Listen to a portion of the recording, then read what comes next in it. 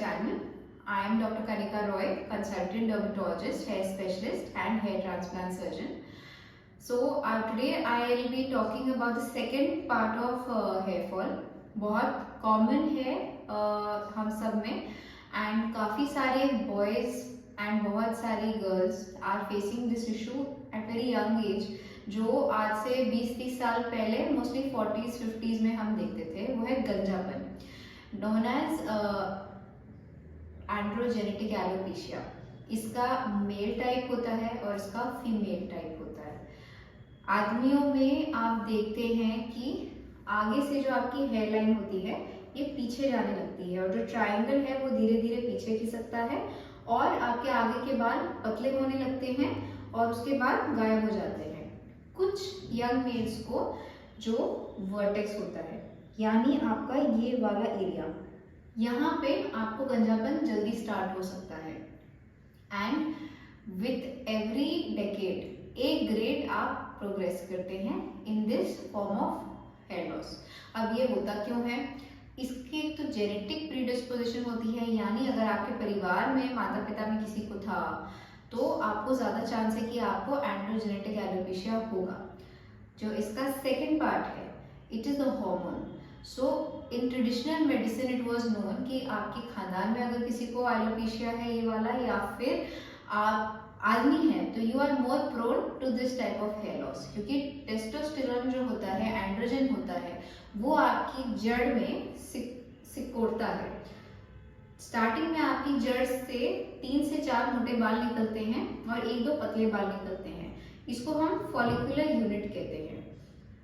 आगे बहुत डेंसिटी रहती है लोगों में और जैसे जैसे आप पीछे जाते हैं तो ये डेंसिटी वेरी करती है और आपका सबसे पीछे वाला जो पिछला हिस्सा होता है यहाँ पे आपकी सबसे अच्छी डेंसिटी रहती है। जब आप 20s में पहुँचते हैं तो आपकी हेयरलाइन थोड़ी पीछे चली जाती है और यहाँ से थोड़े ट्रायंगल प्रोमिनेंट हो जाते हैं, जिसको हम हेयरलाइन मैच्योरेशन करते हैं। ये ग्रेड 1 होता है आपका एंड्रोजेनेटिक एलोपेशिया का। So it is near normal, तो इसमें हम यूजुअली ट्रीटमेंट नहीं देते। और अगर किसी को बहुत ज़्यादा बड़ी है एंड उनका ग्रेड, उनको लगता है कि फैमिली में हिस्ट्री है जल्दी गंजेपन की, तो हम तब भी हेयर बूस्टिंग सीरम्स देते हैं या हम growth factor treatment, PRP treatment, ये सब उनको जनरल हेयर केयर में एडवाइस करते हैं। So genetics and hormones they play a major role।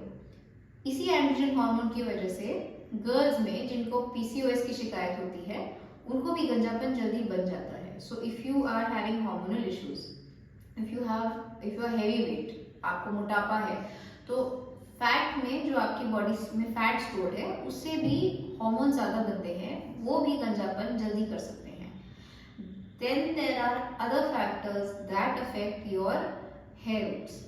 सो आपका जो एंड्रोजन हार्मोन था कि जड़ों में सिकोड़ता है उनको, तो जो बालों से 3-4 गुच्छे निकलते थे वो 2 या 1 रह जाते हैं।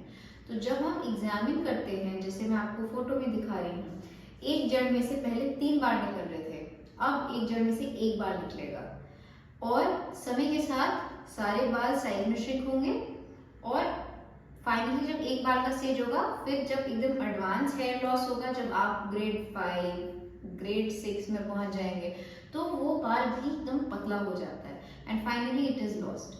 तो जो हमारे पास स्टार्टिंग के 10 साल होते हैं, इसमें अगर हमने वो सिकोड़पन जल्दी प्रिवेंट कर लिया तो हम लोग प्रोग्रेशन को स्लो कर देते हैं, क्योंकि आपकी बैकग्राउंड जेनेटिक्स, आपके नेचुरल जो टेस्टोस्टेरोन हार्मोन है, एंड्रोजन्स हैं, उनको हम ऑब्वियसली अबॉलिश, आपकी बॉडी में कोई ऐसे मेजर चेंज तो नहीं ला सकते किसी तरह से, but by continuing hair serums that reverse these processes और स्लो दीज प्रोसेसेस, आप अपने grade of progression from grade 1 in your 20s to grade 2 in your 30s, grade 3 in your 40s and grade 5-6 depending on आपकी lifestyle कैसी रही है।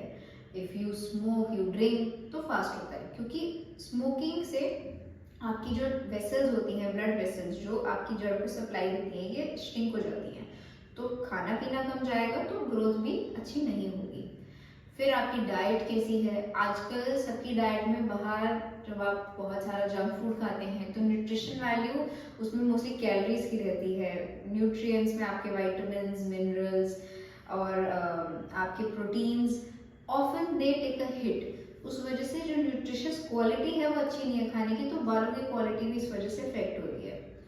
Girls में additionally periods की वजह से माइक्रोन्यूट्रिएंट लॉसेस हो रहे हैं, हीमोग्लोबिन कम रहता है। तो अगर आपकी बॉडी में थायराइड इश्यूज हैं, हीमोग्लोबिन लो रहता है, एनीमिया है, आपको विटामिन की डेफिशिएंसी है, मिनरल की डेफिशिएंसी है, प्रोटीन आप कम लेते हैं, स्मोक करते हैं, बहुत स्ट्रेस रहता है, because stress is also known to cause the contraction of muscles in the full scalp. तो इसकी वजह से भी देखा गया है कि इसका जो आपका ब्लड फ्लो स्कैल्प में जाता है, ये मांसपेशी जो यहाँ चलती है जिसको ऑक्सीपिटो फ्रंटालिस कहते हैं, इसके तनाव से ब्लड सप्लाई कम होती है और हेयर फॉल जल्दी प्रोग्रेस करता है इस पट्टे पे।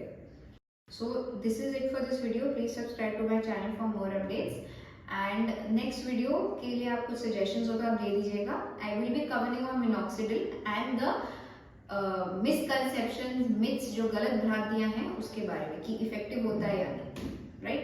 So thank you so much.